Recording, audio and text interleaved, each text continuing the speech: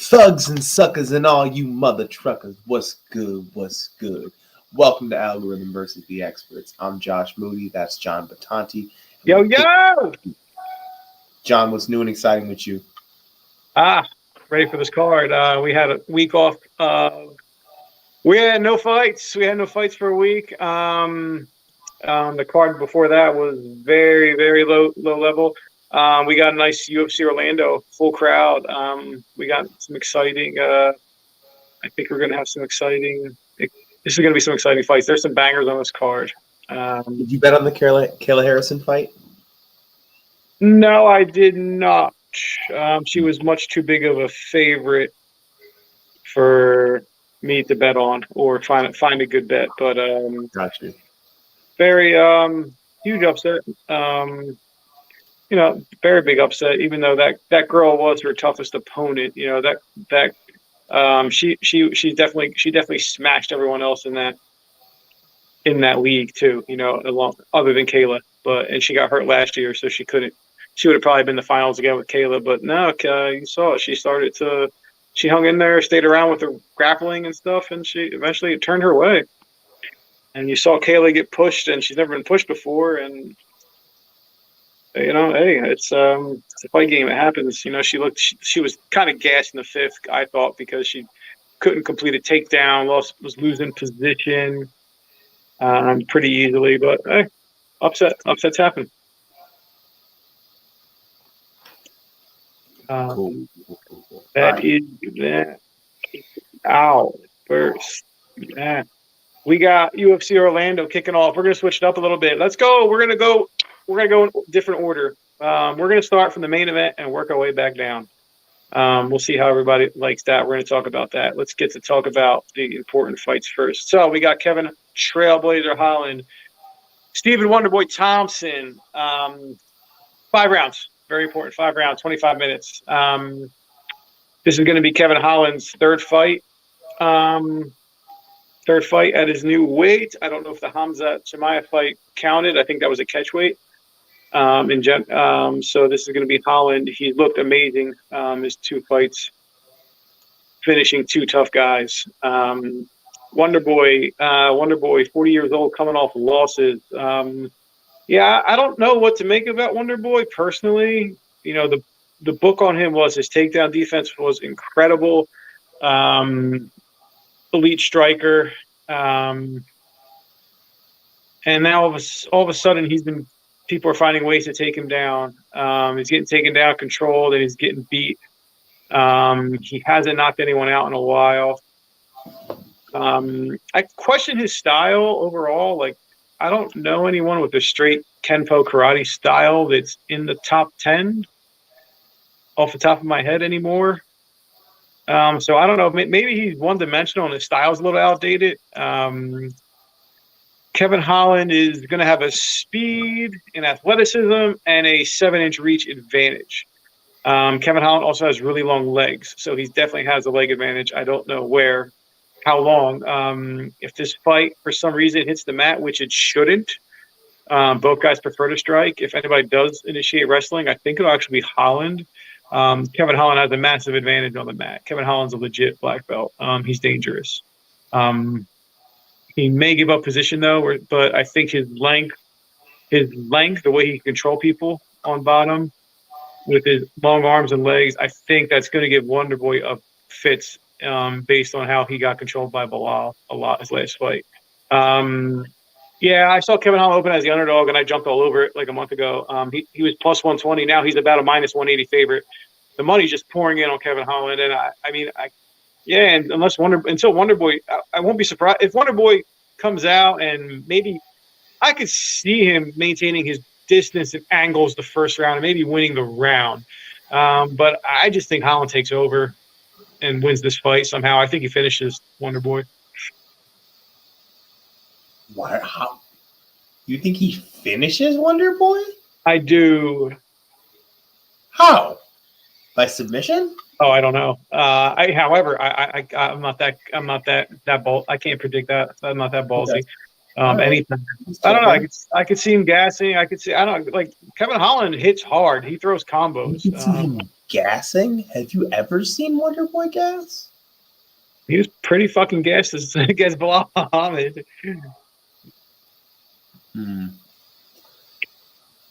And Gilbert Burns. So the questions that I think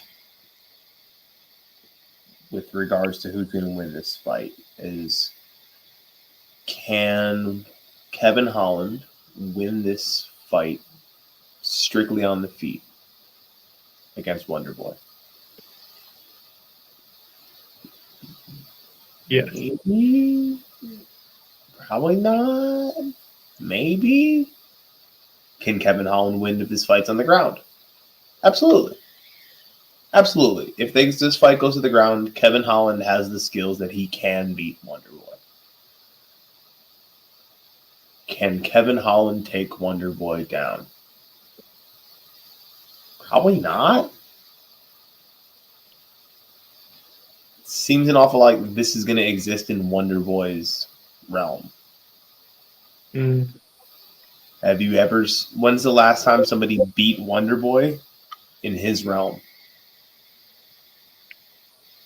Tyron Woodley? Like, this is. We've had strikers try and take on Wonder Boy in recent years. More, not necessarily better, but more prolific strikers than Kevin Holland. Now, Kevin Holland's weird. That's going to make things a little bit harder for Wonder Boy. I think this is a really good fight. When you look at the numbers, they're virtually identical. They land at the same rate. They get hit at the same rate. Their striking defense is about the same. It's very, very, very close. But I just don't expect Kevin Holland will take down Wonder Boy often enough for this to be his fight. So I'm picking Wonder Boy. All right. Definitely by decision, but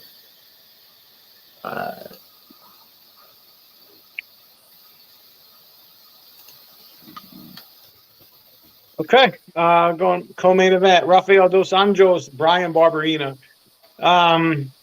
Yeah, I think the most glaring path to victory on this whole card, and this is a great card. There's going to be some violence. There's going to be some good ass skill going down, some good ass fights. I think no one has a clearer path to victory than Dos Anjos here. Barberena is so easily hittable. He also doesn't have good takedown defense. I think Dos Anjos can drag this fight to the mat and easily lock up 2 rounds and win this fight. I don't know where. I mean, Barberena, he likes to brawl, and usually, but if you like to brawl, like, you got to be able to knock people unconscious. I don't know if Barberena has that power, or anyone knows him as that power. Yeah, this is Dos Anjos all day. I'm sure Josh agrees. For sure, Josh agrees. Yo, Brian Barberena takes people into deep waters, and most of them drown. But I don't think he's a god of war. And Rafael dos Anjos is. Rafael dos Anjos, go watch his fight with Robbie Lawler. You know what I want after this? I want Dos Anjos versus Matt Brown. Like, that seems like a beautiful fight to follow this one. I think this is going to look very similar to what Dos Anjos versus Robbie Lawler looked like. The path to the clearest path to victory for Rafael dos Anjos is to take down Brian Barberena and not go to war with him. Yes. When Dos Anjos was asked, this guy likes to draw people into wars. What do you think about that? He says, sometimes you have to go to war.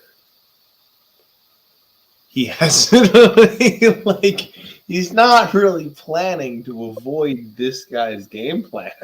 Yeah. All right.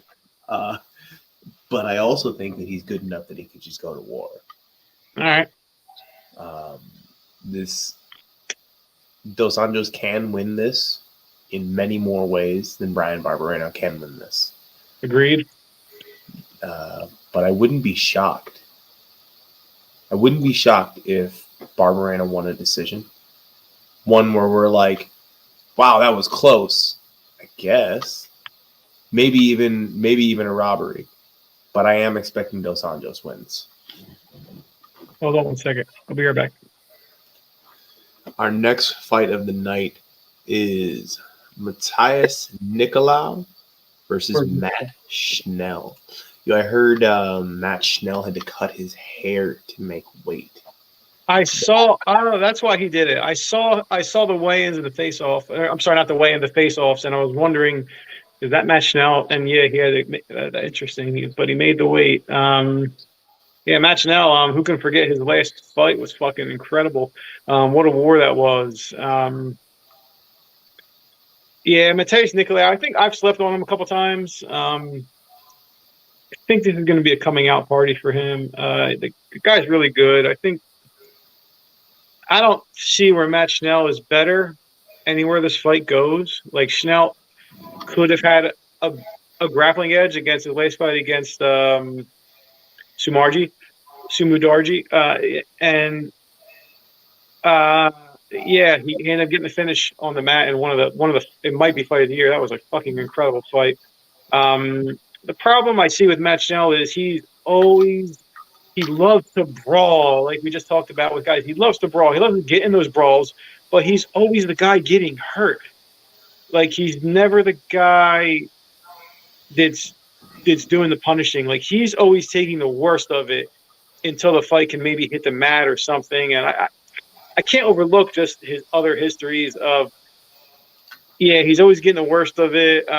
He hit the mat in that crazy scrap with Roy Val, and he ended up getting submitted.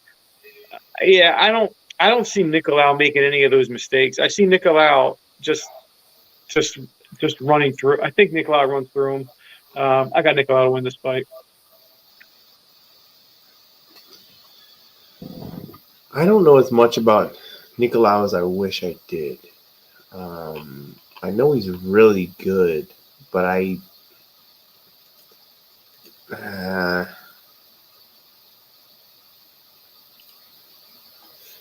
this is largely to be a contrarian, but I think I'm going to pick Schnell. Oh, boy. I think Schnell's the kind that's danger. Good for an upset. He is, and he got it last time.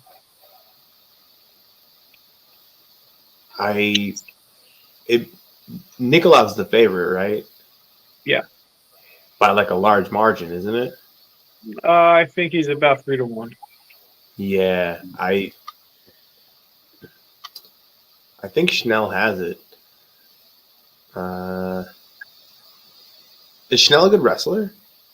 No. He's a good grappler. He's not a great wrestler. Yeah, there's gonna have to be a knockdown. That's why you think he doesn't win till he gets hurt, because that's the only time the takedowns happen. Right. His takedown off accuracy is decent, but his takedown frequency is super low, which means he just doesn't have the offensive takedown ability. Or he thinks it gets him too tired, something like that. His weight cut's huge. I bet you if he went to 35, he'd start taking people down.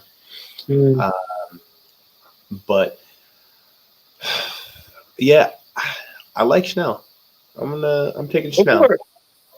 Next fight, another banger, heavyweight banger. Tai Tuivasa and Sergey Pavlovich. I mean, this is a great fight. This fight could headline. This fight would probably headline like a fight night, because Pavlovich is coming up. Tuivasa is a crowd favorite and has beaten some good guys. I mean, this is a great fight, and it's down on the card. I think the thing that I don't know, I don't think I could bet this fight.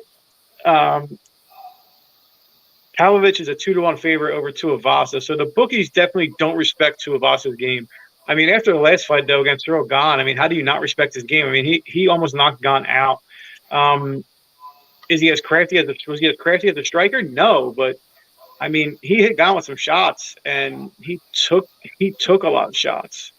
You can't question Tuivasa's knockout power. I mean, it's there. I mean, Pavlovich is finishing guys. He finished Derek Lewis last time. Questionable stoppage, but Pavlovich was definitely teeing off early. It was a quick fight. I don't know if we got enough read out of Pavlovich's skills, but his skills look to be there. He doesn't throw just heavyweight haymakers. He throws good combos. But so does Tuivasa. Yeah, but how does Tuivasa come back after that Gone fight? I mean, he's coming back really short. And he took a beating in that fight. I mean, so how's his chin? Like, how's he going to hold up when he gets caught here? Because he's probably going to get caught unless he finishes the fight early himself. So I'm going to go with Pavlovich for that, for those reasons. But I can't bet this fight. This line is a lot closer than I think it is. It's dog or pass, but I can't bet Tuivasa.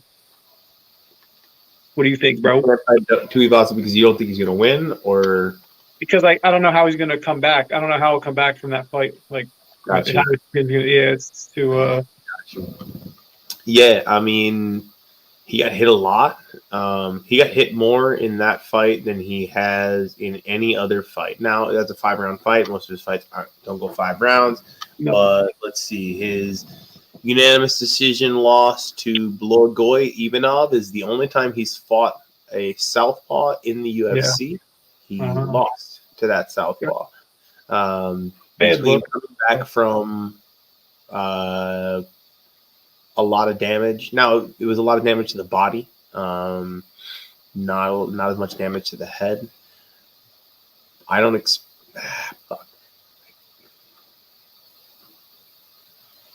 picking Pavlovich as well. I think that at a different time, Tuivasa would win this fight. Mm. But the things that I don't like are the reach advantage for Pavlovich. Pavlovich does not get hit nearly as often. He lands at 6.8 strikes per minute and gets hit at 4.4. While Tuivasa is landing at 4.1 and getting hit at 4.2. So they're both guys that can put you out with any strike. Pavlovich looks pretty crisp technically from what I remember. Yeah. He's got a super long reach. That just gave Tuivasa some problems.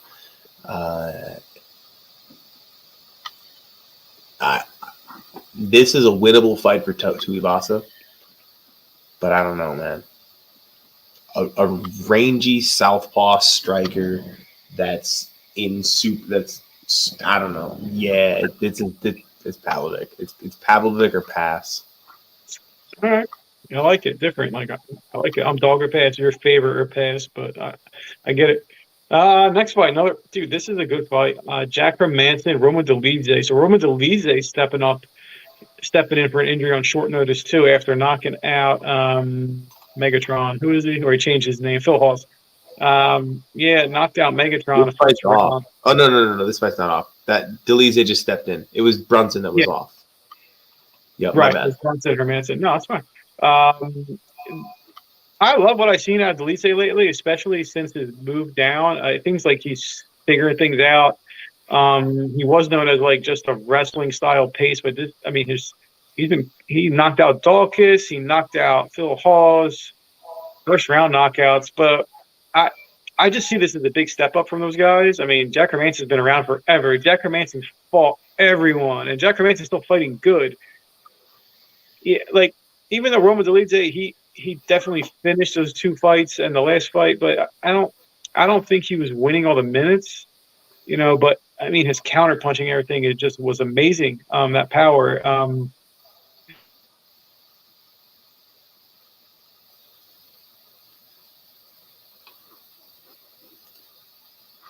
Hello? Oh, John froze. All right.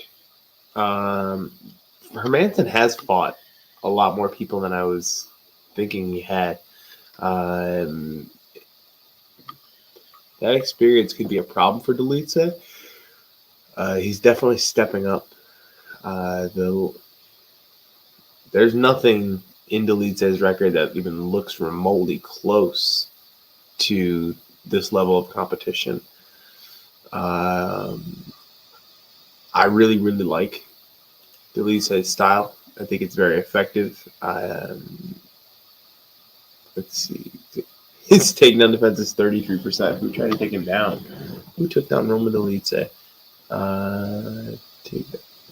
Bill Hawes. Oh, Starvolley. Okay, so this is actually just not great takedown defense. That's not good.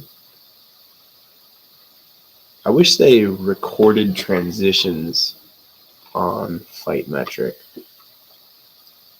Delice is really good on the ground, so he might just not be trying to defend those takedowns. And he gets a lot of takedowns himself. But if Jack Hermanson gets on top of Delice, that's a real problem. But Hermanson's only striking accuracies or takedown accuracy is only 27%. So I don't know how much we're gonna have to worry about that. Can we add John to the stream? Nope. Oh, hey. Are you a real boy again? Nope, you're frozen again.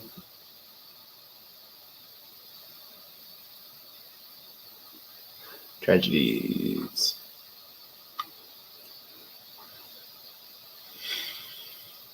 I think Roman Delice is the real thing. I'm gonna pick him to win this fight. Bombing in there. Oh. And where? What are you talking about? You're gone again. Does that well.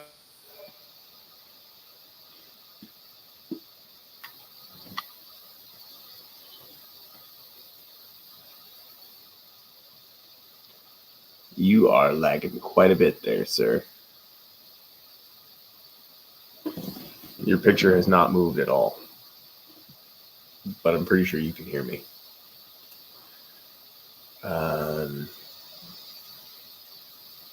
picking Delice. We'll see who John picks. Eric Anders versus your boy Eric Anders. I forgot. That's the best part. That's the most important part. Your boy Eric Anders versus Kyle Dawkins. Dawkins broke like his orbital or something like that in his last fight. Oh yeah. In his fight against Roman Delice. And he's coming back in like 6 months. I don't remember if it was his orbital. He broke something in his face. And he's coming back pretty quick. This is definitely going to go on the ground. Because that is what both of these guys do. Let's see. Andre Muniz submitted Eric Anders. That looks to be it. Yeah. So that's the only person who submitted him, but I don't know. I don't think he's really gone with that many high-level submission artists. Well, I mean, Gerald's pretty good. And I think Vinicius Moreno might have been really pretty good too. He beat Brendan Allen. Shit. Okay. He's actually gone with plenty of really good grapplers.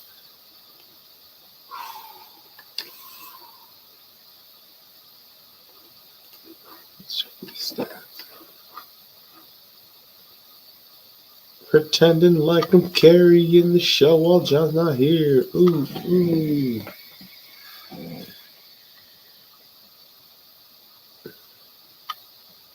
Okay.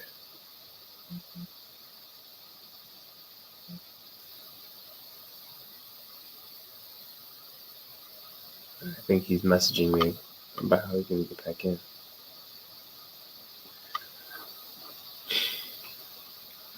Both of these guys have no takedown accuracy, which is weird because they both want to grapple. I'm picking Kyle Dawkins. I think that this fight is going to end up on the ground. It's definitely going to end up in the clinch. Kyle Dawkins has a little bit better striking than Eric Anders does.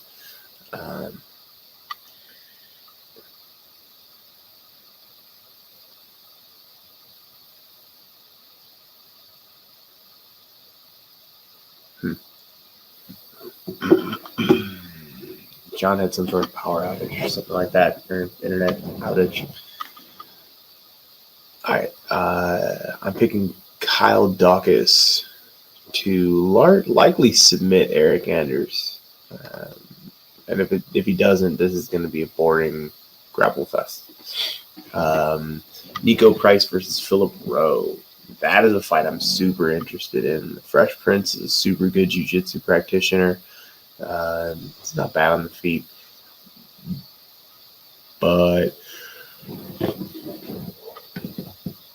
Nico Price has been off for a while. He had multiple knee surgeries, or one big knee surgery, whichever way it actually went. But I think that rest will have done him well. He's spent a lot of time grinding his gears, fighting pretty frequently, and getting injured in the process. So I think this time off will be really, really good for him. I think he'll come back refreshed. I think he's crazy enough that we don't have to worry about ring rust. I think that Nico Price gets it done against Phil Rowe.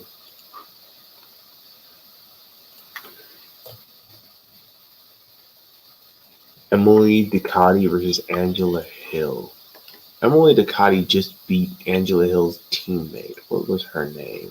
Jessica Penne, I believe. Yeah, Jessica Penne. I don't remember if she does a whole lot of grappling though.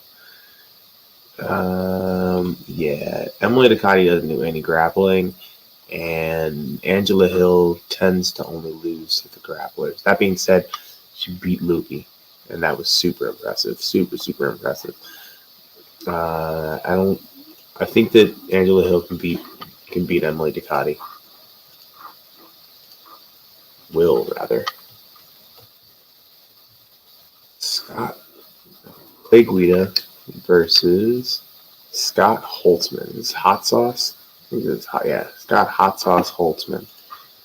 Let me go ahead and bring this up.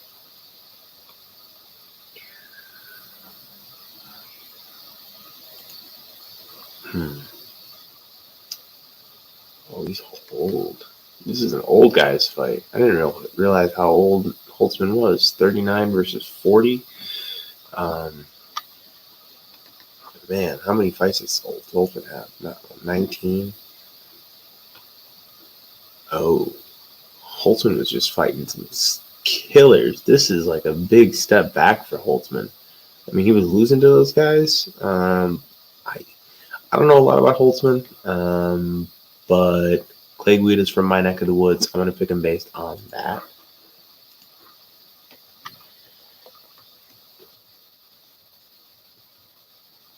Oh, Mark DeCasey versus Michael Johnson. That's actually a really cool fight. Mark DeCasey came in to the UFC doing all sorts of crazy, wild shit. Super explosive. Super like he's super technical as well. But like the explosiveness in his technique was insane. He can do wild things that other people cannot do. And then all of a sudden he started grappling everybody. Like out of nowhere, he stopped being Mr. Throw Your Spinning Craziness as much and started grappling. But he does it just as well. Like it works really well for him. The only 2 losses he's had recently, he's won his last 2 fights. I think he's going to be able to take down Michael Johnson. Michael Johnson's comes from wrestling, but doesn't do enough grappling now. He's a very good striker. He gets hit a lot. Well, I guess he didn't even have much. Takedown defense pretty high. Let's see. What's Mark DeCasey's? Yeah. I think that Mark DeCasey is going to take down Michael Johnson and just steal rounds from him. I don't think that he's going to be able to do that much to damage him. I don't think that he should get any sort of finish. But I would be surprised to see Michael Johnson win this fight. That being said, I keep discrediting Michael Johnson, and I think he won his last fight. Right? I only lost to Malarkey, but he beat Alon Petrick. All right. Darren the Damage Elkins versus Jonathan JSP Pierce. How do they match up? This is 100% going to be a ground fight. It's going to be incredible.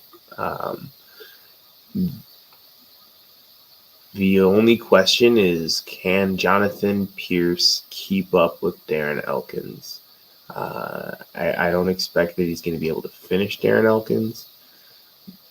I mean, I think he finished. Nah, but Amir, all the people that he's finished. Let's see. Yeah, Amir Khani gets tired. Christian Rodriguez decision. Omar Morales. I don't think this guy can grapple. I think that was the issue.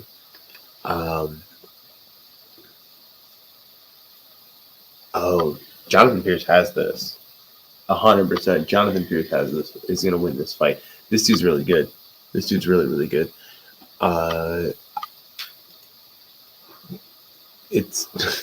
This is going to be a litmus test for how good Jonathan Pierce really is. If he can get past Darren Elkins, he's really, really good. And if he's not, and if he doesn't, no big deal. This could be like one of his like prospect losses. I don't think he's that old. He's 30. He can lose this fight and still bounce back and do great things. But if he wins this fight, that should kind of get him over the hump.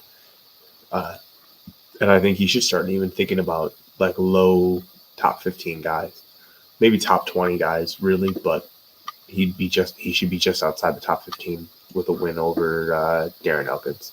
That would look really good on his career. I think he's going to do this. I think it's going to be a fun grappling affair.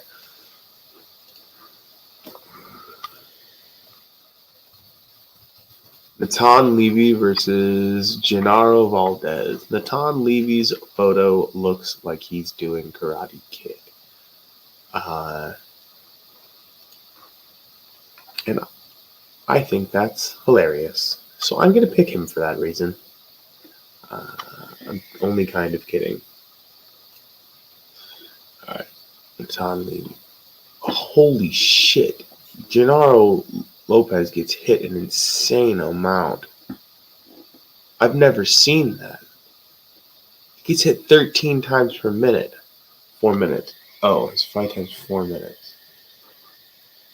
Okay. Good. What Matt Frivola do to that guy? He hit him 60 times in 3 minutes. That's insane. We can't use these stats at all. Takedown defense is 0. Nobody's tried to take him down. I don't know anything about Gennaro Valdez. I didn't see either of his UFC fights.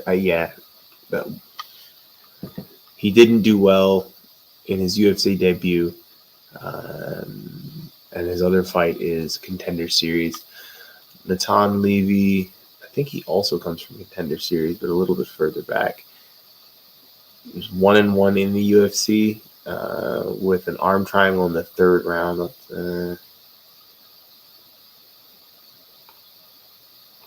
A lot of fights, guys.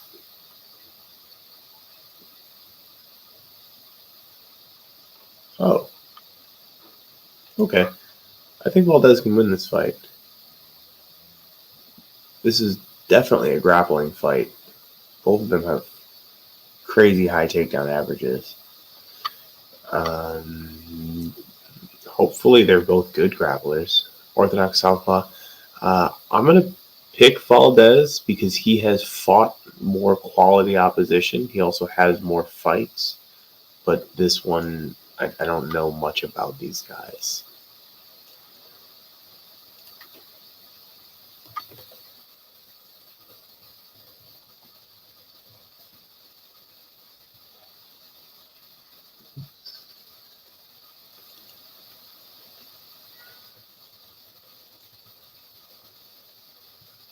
All right.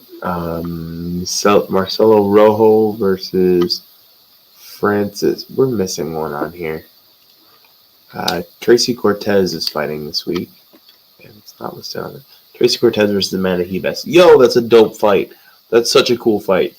I got Amanda Ribas. I think that Tracy Cortez is good, but I don't think she's as well-rounded as Amanda Ribas is. I think that Amanda Ribas has the ability to finish fights. That isn't really something that we have seen from Tracy Cortez.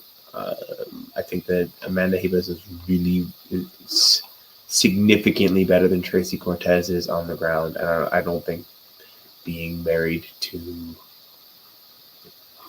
pretty boy Mexican guys from the Gracie Academy, whose name I can't think of, T-City, Brian Ortega. Being married to Brian Ortega is not going to get her that skill fast enough to make up for their gap. I think that it's likely Amanda Ribas is able to take her down. And I don't know about actually finishing her. That seems less likely. But, did this fight fall off the card? What's going on here? I'm picking Amanda Ribas.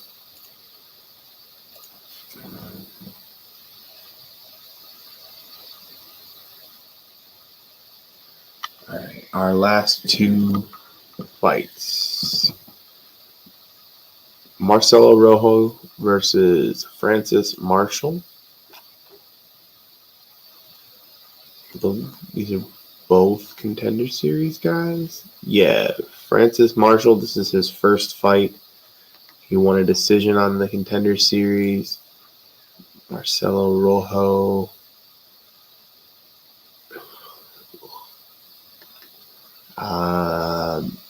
I'm not going to bet on this one. I'm going to pick Francis. I'm going to pick Marcelo Rojo because he's been in the UFC already, and Francis Marshall is coming down from featherweight. So I don't know if he's made bantamweight in the past, but his last 2, 3, 4 fights were all at featherweight. So just making it to the big show and competing down a weight class, that might not be a good thing. So I would pick Marcelo Rojo there. And your last fight is Estela Nunez versus Yasmin Jauregui. People have been talking about Yasmin. They've been talking about both of these girls a lot. Oh, Yasmin's undefeated. That's why they're so good about her.